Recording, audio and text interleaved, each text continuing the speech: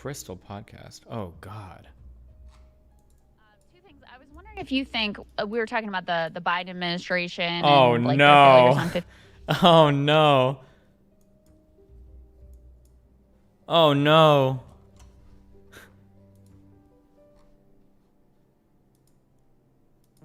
Oh, is this gonna be pain? Is this gonna hurt?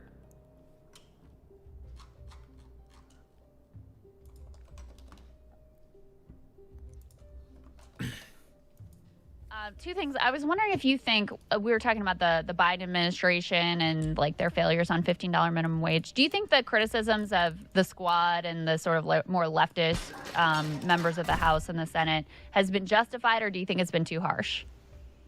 I don't know what otherwise like anti-electoralist leftists like I don't know what they expect from the squad beyond like clippable moments like the ones that Ilhan Omar, who is incredibly fucking brave, gets to have, where she'll ask a normal question to Anthony Blinken, and then the entire reactionary media circuit will just like unload onto her and be like, this Muslim woman wearing a hijab is actually an anti-Semite. I promise you, please believe us.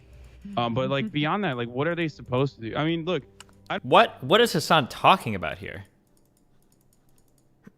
Because I'm putting 100%.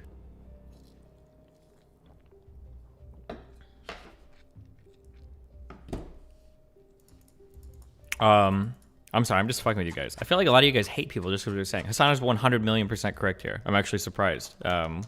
He's absolutely correct. I don't know what anti-electoralist leftists are expecting from the squad. They don't really have much power. They can't do much. Stuffing your fat aside from mouth. like cheerlead and go for like clippable moments and kind of like do that, like rally people up on Twitter and shit to try to get like some kind of attention to issues that they feel are legislatively important. But Hasan is correct there 100%.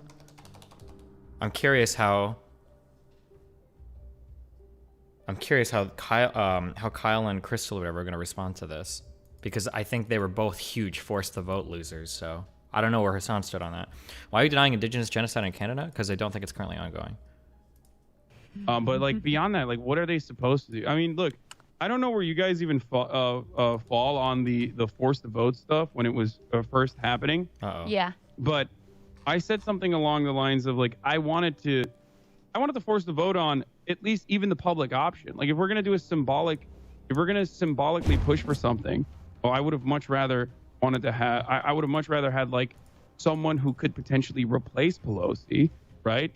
Without a replacement. It's like that is not even a. Damn, Hasan coming with a hardcore pragmatist bend.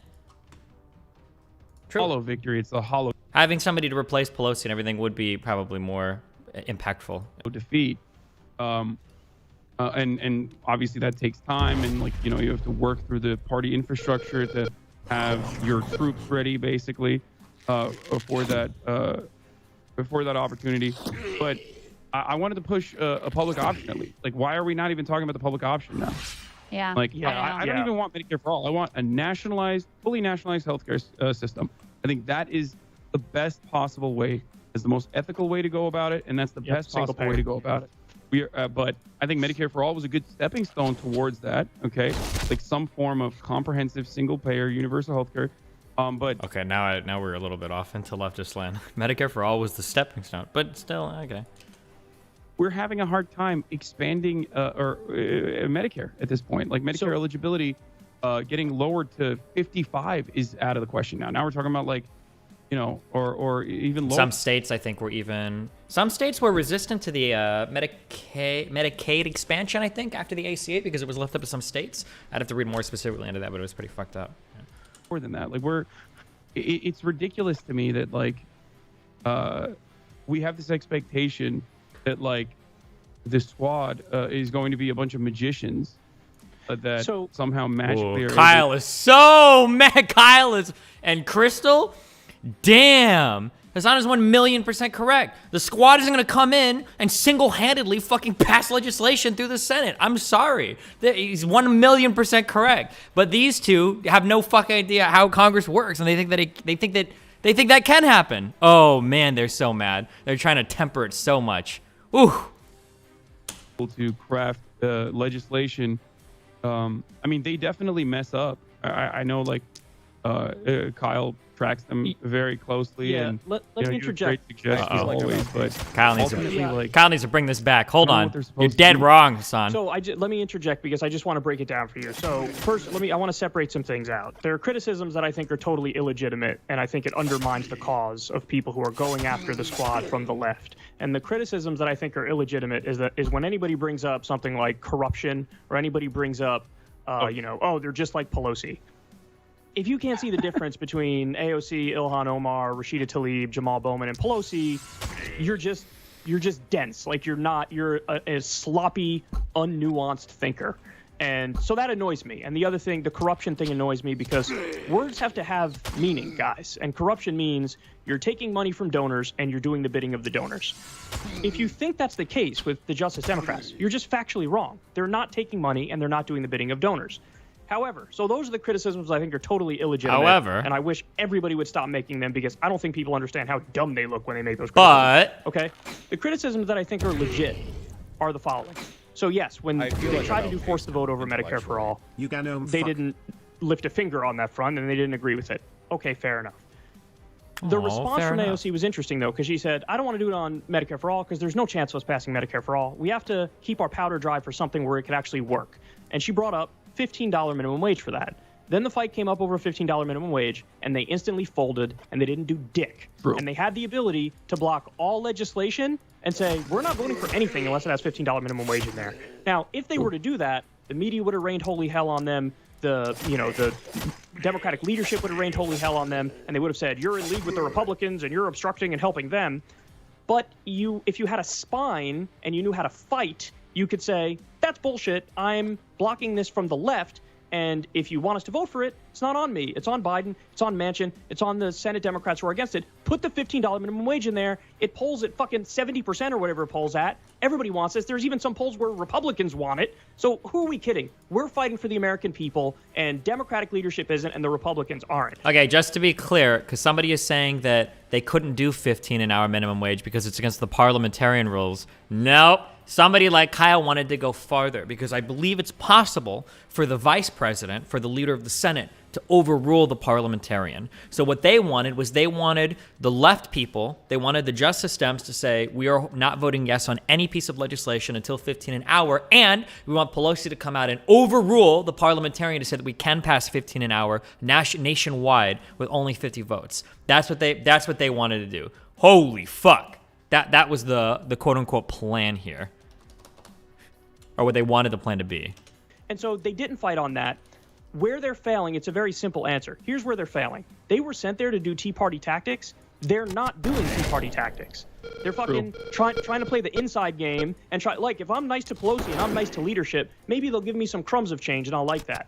That's not going to fucking work. It's never worked, which is why we sent you there with the Tea Party idea in mind, because when the Tea Party did it, it fucking worked. They got a lot of their priorities because they made John Boehner fucking hate them just as much as the Tea Party Republicans hated the Democrats. They hated. I don't know if this is true or not. I guess I'd have to go back and pull. It's hard because back then I was like a big like Republican or whatever. It felt to me though like the difference was that the Tea Party was like a really, really big movement in the Republican Party. You had like national level figures like Glenn Beck supported the Tea Party. Michael Savage, I'm pretty sure, supported the Tea Party. I'm pretty sure Rush Limbaugh supported the Tea Party. Like, I think the Tea Party was, I thought they were really, really, really, really popular. They had a multitude of candidates that got in. They were like the Justice Dems are not necessarily the Tea Party. I don't know if they actually got anything legislatively done in Congress. I don't know if they did anything. I know that the Freedom Caucus, I know, fucked with a couple things. I don't remember which legislative initiatives. 2015 by Jim Jordan. I think the Freedom Caucus messed with a couple things, but I don't remember like the Tea Party being like massively obstructionist to a Republican agenda in Congress. But yeah, but that was like 20 years ago. I didn't even follow politics this closely. I just listened to conservative talk radio.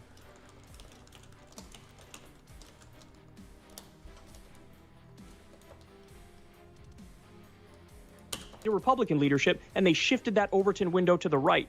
As much as I love the Justice Democrats, and it breaks my heart to say it. Oh, true. Were Ted Cruz and Rand Paul? Ted Cruz Was Ted Cruz a Tea Partier? I'm trying to think. I don't remember. Or Marco Rubio.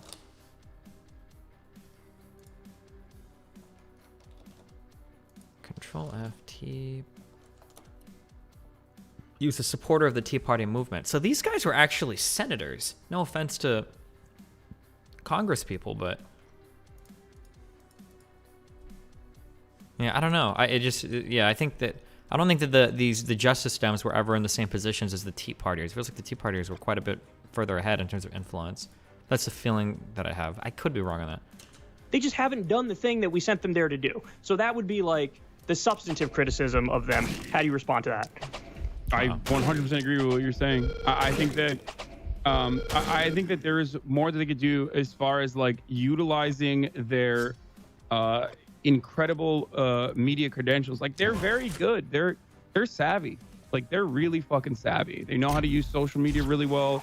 They know how to utilize the media really well.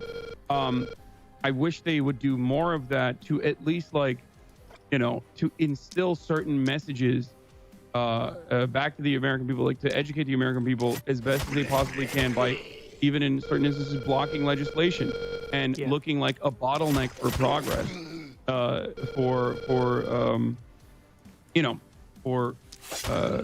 showcasing that like these are positions that we have as the left.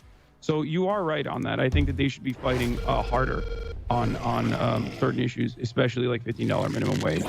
All I want is for them to fight as hard for things like $15 minimum wage as Josh Gottheimer will fight for like the SALT tax cap. Like yeah, oh, for sure. They're willing to go so hard for like we will not increase corporate tax rate, or we will not, we must have this tax cut for our rich constituents in our district.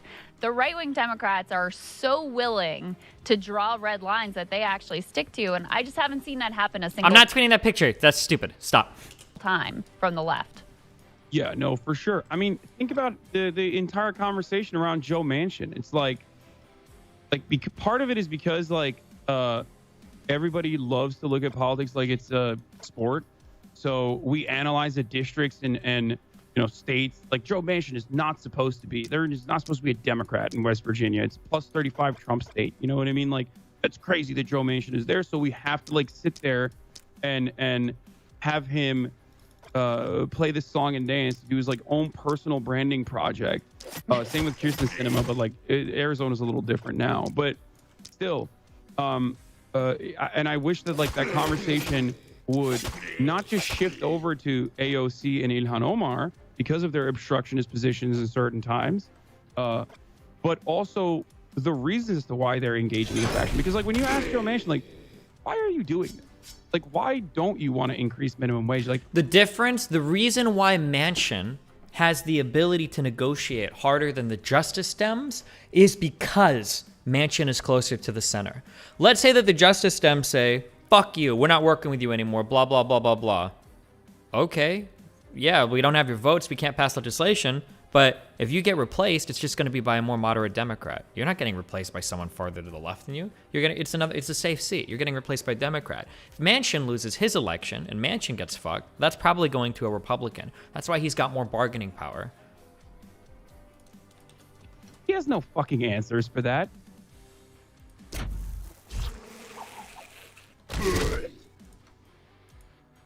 Okay, this wasn't as bad as I thought it would be. Another clip from the same podcast.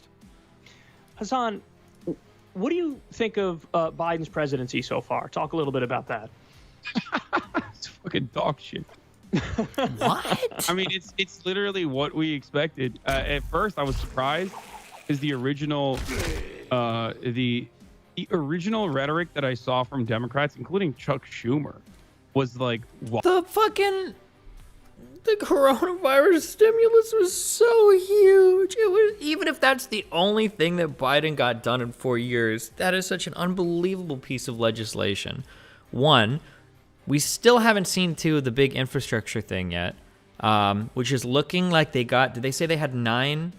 Yeah, my scale of time is fucked. I was going to say Biden has even been in office for a year yet.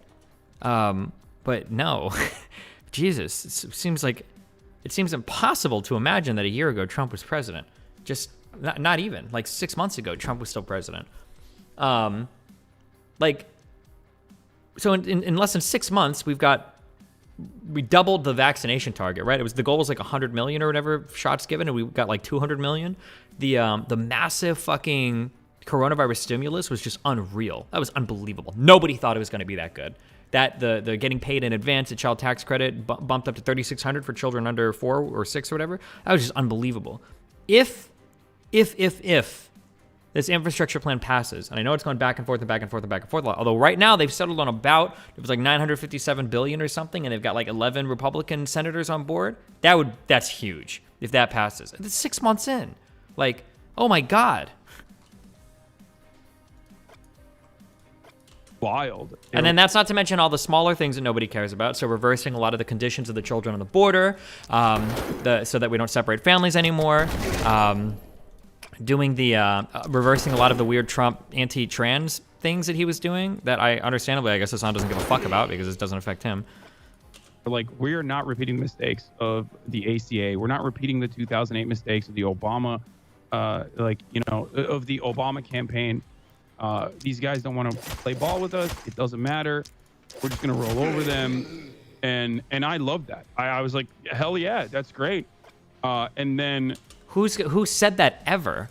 Wait, what was that rhetoric? Biden's rhetoric from the very, very, very start was always focused on working with everybody. It was always focused on, I'm not going to be a Republican president or Democratic president. I'm an American president. It was always about unity. Being funny to me. Thanks. Bonus meme.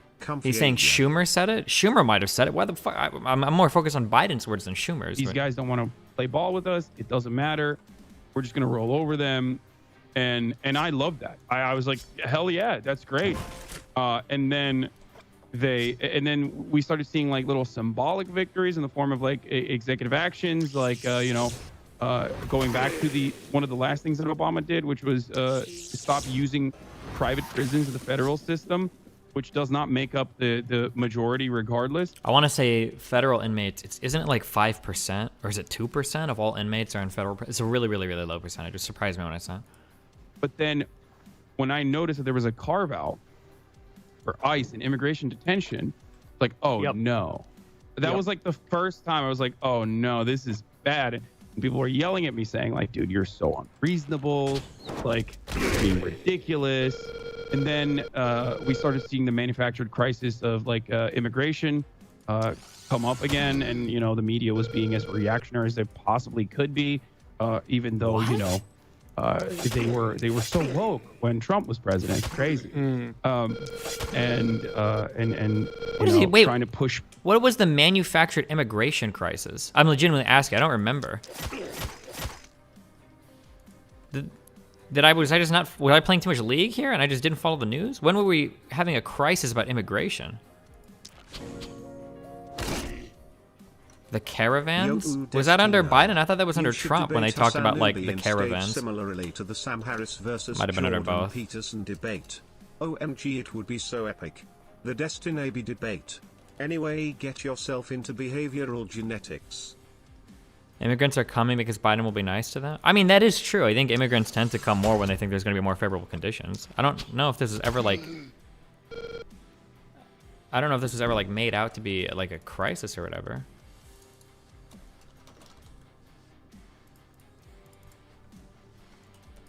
But whatever.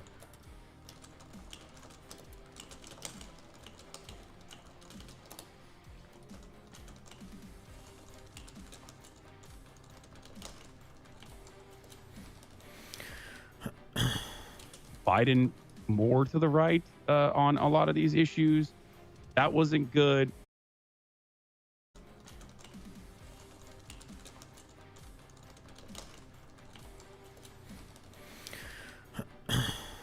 Biden more to the right on a lot of these issues. That wasn't good. And then what really solidified that this administration was not going to be even a subpar was even subpar. Wow. Fight for the $15 minimum wage. Broadly popular, as you already know. One the ballot measure to increase the minimum wage to $15 in Florida won, and it was more popular than. Hey, real quick, if 15 an hour minimum wage is so goddamn popular all over the country, then put it up on your own state fucking ballots and pass it. Boom, done. There it is. If you are right, if 15 an hour minimum wage is so fucking popular all over the country, then let people just vote on it state by state. And boom, there you go. Every state wants it, we'll have 15 hour minimum wage. Do it. Shut the fuck up. Stop crying about it on the fucking national level and do something about it on the local level. Not even quote unquote local, on statewide. Get it on state ballots and vote on it. And then there's your 15 an hour minimum wage, because everybody wants it so much. Both Donald Trump and Joe Biden. So obviously, like, even Republicans want this. And yet they stopped fighting for it. They didn't want to change the Senate parliamentarian and totally said, like, oh no, well, I guess rules are rules. Like, this can't be a part of the budget reconciliation. And that's when I was like, that's terrible. Even if you could not pass $15 minimum wage for one reason or the other, you should have tried to do it all the way to the finish line. They brought it to the finish line and then claimed that this did not impact the deficit. When was 15 an hour ever at the finish line? I'm not saying these like rhetorically, like, oh, it was never there. I'm just trying to remember if it was ever. I feel like 15 an hour was never at the finish line, where it was like, oh yeah, 15 an hour, that's for sure gonna pass. Like, I think the closest anything was ever to any finish line, I think, was 12 an hour. I think is what Manchin said he'd be on board with, which is probably somebody you're gonna need if you want to pass anything. But it, which is false. Like, it's verifiably false, very easily disproven, and went off the whims of the Senate parliamentarian and said, oh yeah, we just can't add this onto the bill. The real reason why they didn't want to do it, I think, was because they wanted to cape for the Maggie Hasan and the Kirsten Cinemas and the Joe Manchins on the Democratic side. I think that was the real reason. remember. Nobody likes to think about politics this way, okay? But remember, anything that you allow your side to do when you start changing up rules is going to be something that the other side is going to be allowed to do as well, right? So if we say, hey, you only need 50 votes in the Senate now because we've changed the parliamentarian to change minimum wage, that means that the next time Republicans edge out 50 senators in the Senate, they could theoretically, change the minimum wage then again? My understanding is that precedence would be there. I don't know if Pisco, if there's a different process or whatever, but if they were to change the parliamentarian so that they could pass a 15 an hour minimum wage with 50 votes, theoretically, couldn't Republicans then just do the same? If they get 50 senators and they could move the minimum wage down to like 9 an hour or 10 an hour, like...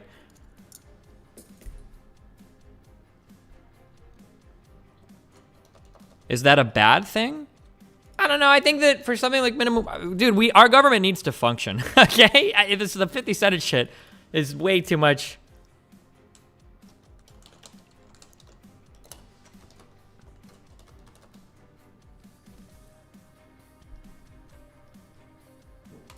That's why they don't want to axe the filibuster yet. Yeah. They knew that they. Central Spiral, if you want to come on and educate all of us on how there's an ongoing genocide. Destiny, so we have a leader of the country responsible for the genocide calling it a genocide, and then we have Destiny playing video games looking like he needs a bath. I don't care what Justin Cocteau wants to virtue signal all of his friends by using words like genocide in order to make it seem cool or whatever. You know, if you want to do that because you want to like virtue signal and seem awesome or whatever and get social credit and all those points, that's cool. You can do that, okay? But the idea that like the leader of a country has to do investigations to figure out if there is an ongoing, like, this doesn't sound very much like a genocide to me, my dude, okay? Sorry. That's not to say that at one point in time, there weren't policies on the books that were probably leading to that. I believe that, for sure. For almost all indigenous peoples in the Western world, that's probably true. But ongoing right now? Nah, I don't think so, Chief. They were not going to get majority votes on that, and it was going to make them look bad. And that was, I think, the reason why they didn't push for it, but it was still terrible. Like, Kamala could have overrode that. There were so many different things that they could have done, and they didn't do it. And do you know the difference between genocide and Holocaust? Wasn't the Holocaust, doesn't that refer to a particular genocide? I don't. That's when I realized, like, oh no, this is same old, like business as usual. Well, and that was one of the hallmarks of the Obama era. And he still talks like this, as if politics is completely static you can't possibly persuade or move anyone. So he's just like, well, I didn't have the votes, so I didn't even try. You know, we couldn't get the Employee Free Choice Act. We couldn't do a public option on healthcare. We didn't have the votes. So there's no recognition that people can be moved, politicians can be moved, or at the very least, as you're pointing out, $15 minimum wage, really popular, passed overwhelmingly in Florida, a state that Trump obviously. Wow, well, if it passed in Florida. Gee, sorry.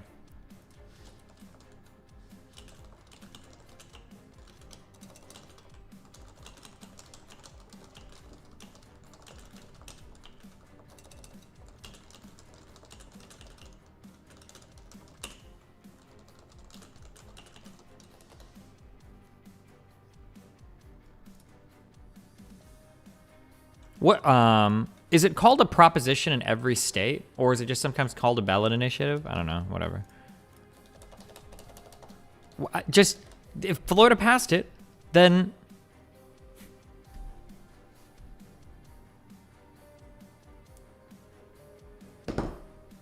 just do it everywhere then. Then go, you're good. Won by, a pretty significant margin. So at the very least, if you are making yourself very publicly on the side of something that is incredibly popular, then maybe you're able to win an election and put some other politicians in office who are going to back you up on those priorities that are supported by the American people. Yeah, no, I'm convinced the Democrats want to lose because like there are better. If that don't you think at some point you probably need a different lens to view the world through? If the only thing you can come up with is why are they doing this? Maybe they just don't want political power. Maybe they want to loot. If that's your takeaway, if that's your analysis, maybe it's time to take a step back and think okay, maybe I'm missing something here. Maybe there's something I'm just not seeing or something that I'm not understanding. Ways of at least shaping the narrative that Republicans are demons. Even if you don't care about making positive change, why are you centering the conversation around Joe Manchin? Tell him to shut the fuck up, threaten him with committee removals, right? And then reshift your effort, even if you know it's going to be a losing battle. Why? Ultimately, refocus your efforts on the Republican Party and how they are obstructionist and how they don't want you to get $15 minimum wage. Trump's populism was, whether you like to admit it or not, very successful, and it literally changed, I think, a lot of these Republican hogs' minds on social safety nets, or rather, it didn't change their minds, but they were already pretty positive on social safety nets, and they just it was impossible to avoid in the media that narrative, and yet we still somehow find our way to do it. Joe Manchin saying he doesn't want $15 minimum wage in Virginia is ridiculous when the overwhelming majority of his constituents want it. So who are you working for? Well, the overwhelming majority? Wasn't it 52% or something when we looked at polls last time? You know who he's working for. Yeah. Fucking billionaires. But, you know. You made a great point that I never thought of. What? Is there polling data on what billionaires feel about the minimum wage? I'm actually really curious about it. Are billionaires actually opposed to a 15 an hour minimum wage? I feel like every time I hear a quote unquote billionaire talk, they're usually saying we don't get taxed enough, social safety nets are good. I'm thinking of Soros and Warren Buffett and Bill Gates. But it's possible that there's less visible. Maybe those are just the most media popular ones. Is there a polling on how do billionaires feel about...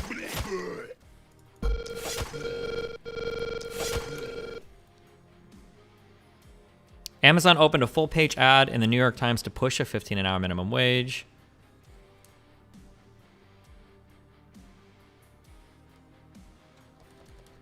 %63% of West Virginians were in support of the 15-hour federal minimum wage.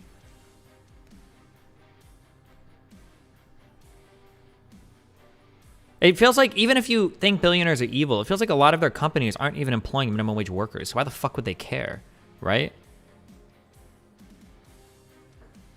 How many people work?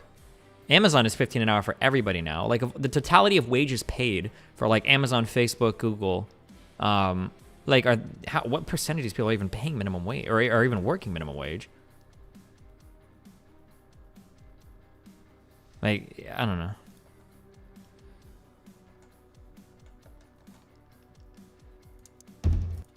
Which is they if they're not going to do the policy, at the very least, they could just like message a lot better and talk about the stuff as if they're really for it, to actually get people to think they're really for it and then blame the Republicans. But you're right, they're not even doing that. And the grossest trick that I've seen is the media trick where they try to describe Joe as like the new FDR, and they try to like pat the left on the back as if like, you guys have real influence now. And then we just get none of the things that would make him the new FDR and would make it so the left has influence. And that's like super disingenuous to me. And it's so sad that like people get this totally, you know, incorrect picture of what's actually happening. Yeah, no, it's Sean McElwee and like maybe the Pod Johns. They're the ones who have like, they're the ones who are like marginally, incrementally, maybe if at all, like a little bit more progressive than the average Rust Belt psychopathic vampire consultant, you know? So.